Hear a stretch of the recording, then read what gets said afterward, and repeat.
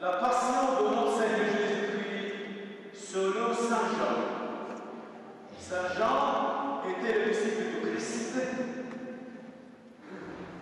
Saint Jean, il était devant la croix de Christ. C'est pour ça que Jésus a dit à la Vierge Marie, voici ton fils. C'est-à-dire, c'est lui qui va s'occuper de nous.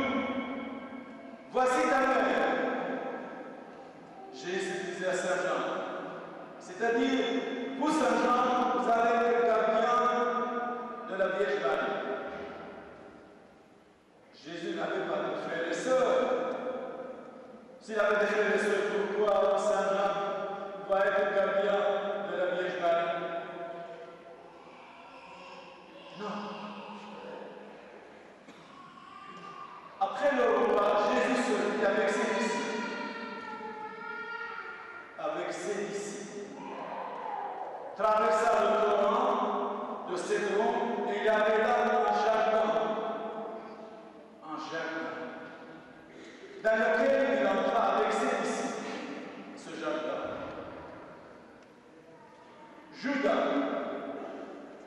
Judas connaissait ces lieux-là. Alors vous allez dire, de temps en temps, nous devons méfier des hommes et des femmes qui connaissent notre maison, là où nous allons. Oui, de certaine manière, si les gens ne sont pas fidèles, oui, nous devons se méfier. S'ils sont fidèles, pas du tout. Judas prit donc avec lui un détachement de soldats.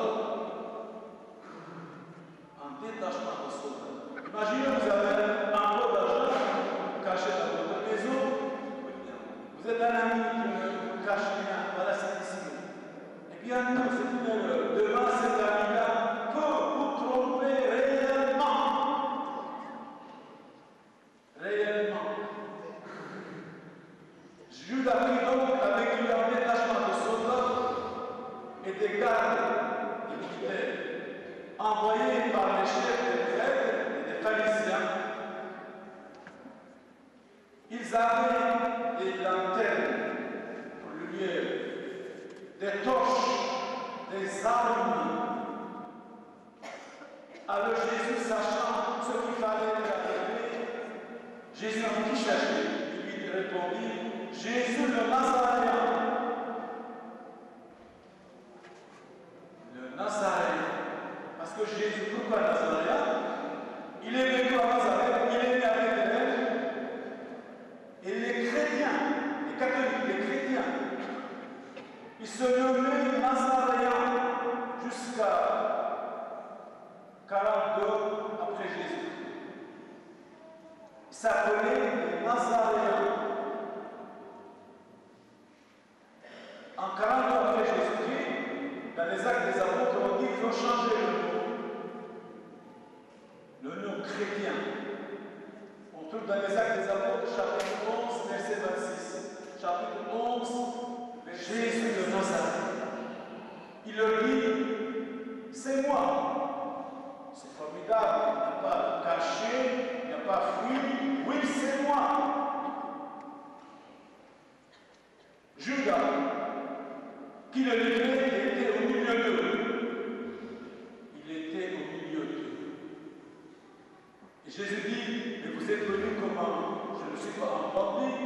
Tous les jours, je ne prêchais pas ouvertement. Le prêcheur ici, c'est vrai, les gens qui passent, souvent ils écoutent la voix de son chemin.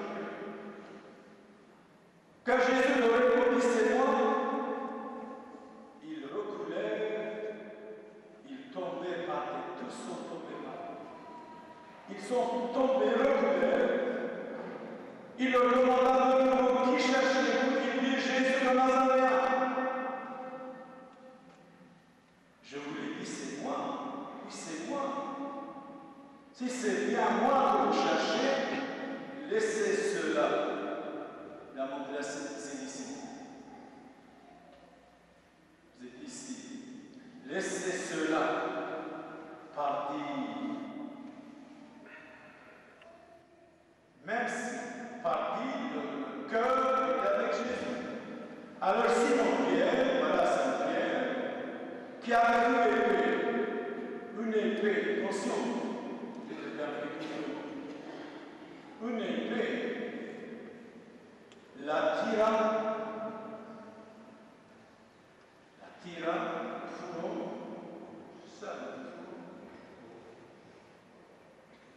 Il frappa le serviteur de grand prêtre et lui coupa l'oreille droite.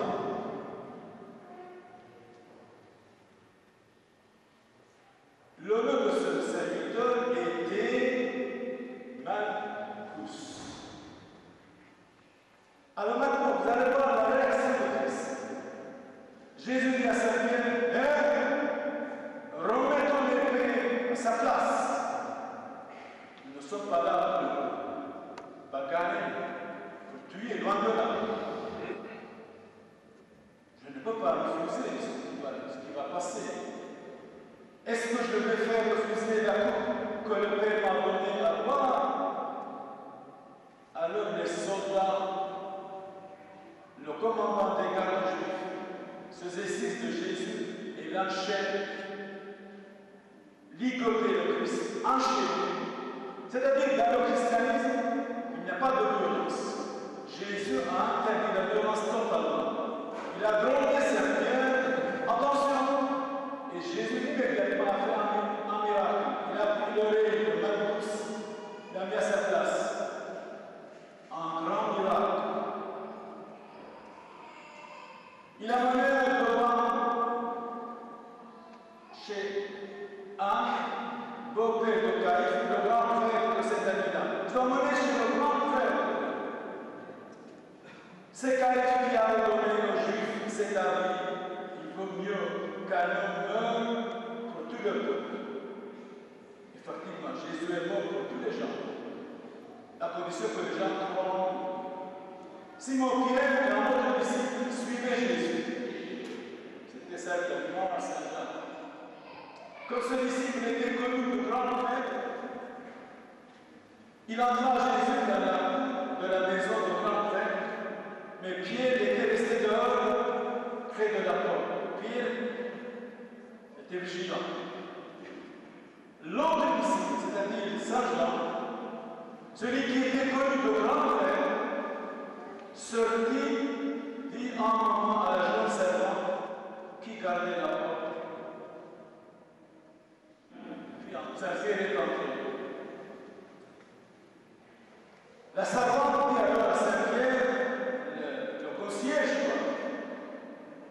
n'es-tu pas toi aussi un des disciples de cet homme-là? Saint-Pierre répond, non, je ne suis rien, je ne connais pas. Mais pourquoi il a dit je ne connais pas? Parce que Jésus avait prophétisé, vous Saint-Pierre, vous allez venir 3 fois avant que le coq chante. Imaginez, supposez, si Saint-Pierre n'avait pas dit Jésus-Christ, ce qu'il a dit, c'était un mensonge. C'est nécessairement ce que Jésus avait dit doit être accompli par Saint-Pierre. Alors la servante de Saint-Pierre, n'es-tu pas toi aussi, ses disciples, cet homme-là? C'est mépris. Non, je ne suis pas, je ne connais pas. Les serviteurs et les gardes étaient là. Comme il faisait froid, ils avaient allumé un feu pour se réchauffer.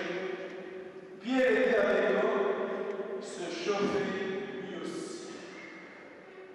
Or, le grand prêtre questionnait Jésus. Voilà, qu'est-ce que c'est ici? Est-ce que sa doctrine? Jésus lui répond. Jésus va répondre, que voulez-vous? Le pouvoir est dans leurs mains. Alors, si vous montrez petit, si vous montrez grand, tout dépend de votre force. Jésus lui répondit, écoutez, j'ai parlé au monde ouvertement.